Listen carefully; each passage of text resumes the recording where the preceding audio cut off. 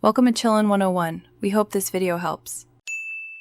You start by cleaning the area thoroughly so nothing interferes with abrasion. Once done, inspect the scratch. Surface scratches polish out, deep ones need more attention. Tape around the area to protect trim and seals. Use a felt pad on a variable speed polisher set low. Apply a small amount of rubbing compound or ceramic polish. Move in slow, overlapping passes across the scratch. This removes oxidation and smooths the edges so subsequent polishing can be effective.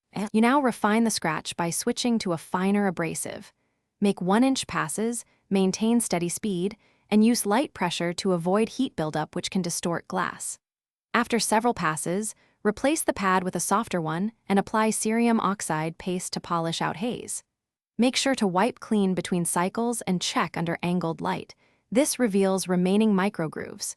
If the scratch fades but remains visible, repeat the fine polishing rather than increasing aggressiveness. You finish by cleaning the area thoroughly and applying a glass sealant to restore clarity and prevent future abrasion. For deep scratches that expose inner layers, a resin fill or professional glass replacement is the safer option. Make sure to inspect for clouding or heat marks. If those appear, stop and repolish gently with cerium oxide. This troubleshooting step prevents permanent damage. If progress stalls or the scratch worsens, consult a glazier to avoid costly errors.